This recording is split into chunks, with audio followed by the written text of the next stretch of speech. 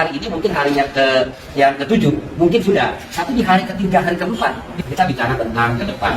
Yang jelas, pola koordinasi itu harus segera diperbaiki. Yang pertama adalah BNPBK atau siapa instansi yang terkait harus mempunyai semacam crisis center tentang tindakan-tindakan awal yang sudah dilakukan.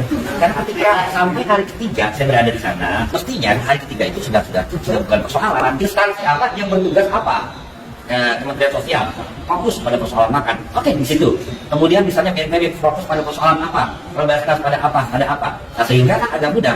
Kalau semua dipegang oleh ini turun di persoalan makannya, kemudian tendanya segala macam, maka bisa terjadi over.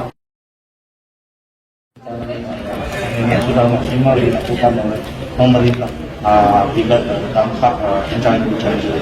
Ya, pertama bahwa negara kita itu negara yang potensi bencananya sangat tinggi. Kita punya 150 di atas 100 gunung berapi yang berpotensi meledak kapan saja. Kemudian yang kedua, kita berada dalam lempengan.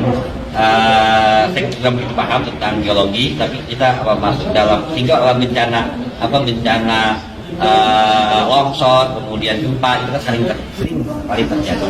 Dengan kondisi tadi, lantas apa yang harus dilakukan? Belajar dari kasus-kasus yang ada, peristiwa-peristiwa yang ada.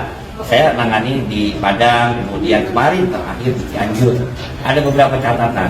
Catatan yang pertama adalah sinkronisasi antar instansi terkait, baik BNPB, kemudian Kementerian Sosial, kemudian hari ini kita bicara Basnas dan yang lain-lain tentang tindakan-tindakan awal yang harus dilakukan. Karena ketika sampai hari ketiga saya berada di sana, masih ada kondisi masyarakat yang contoh paling gampang adalah tentang makanan, itu kan penting.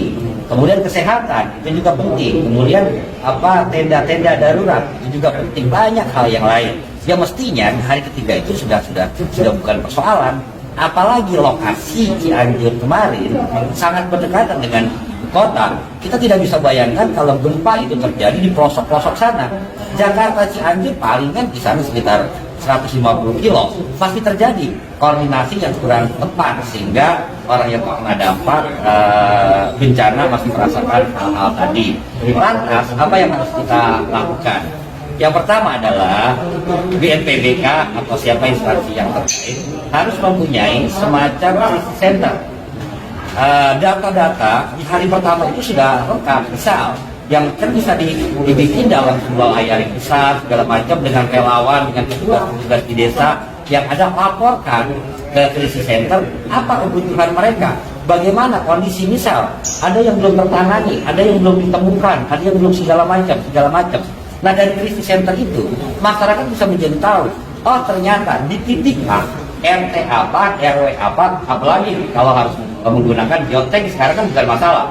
Dibutuhkan ini, pemberi bantuan bisa langsung ke titik-titik yang ada.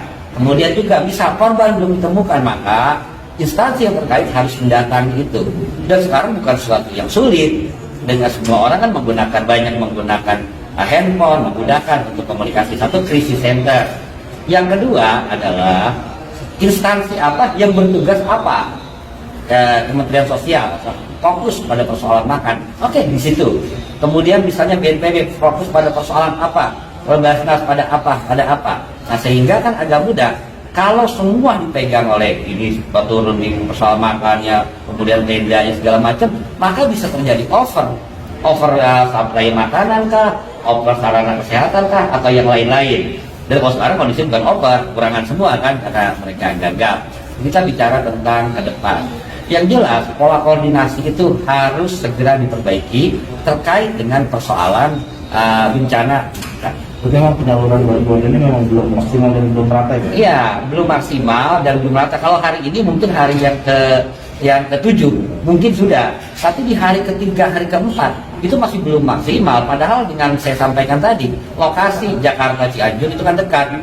Apakah juga mungkin bisa ada sebuah gudang persediaan, tenda kita punya berapa ribu stok, sehingga begitu terjadi tidak harus cari-cari pasar segala macam langsung drop.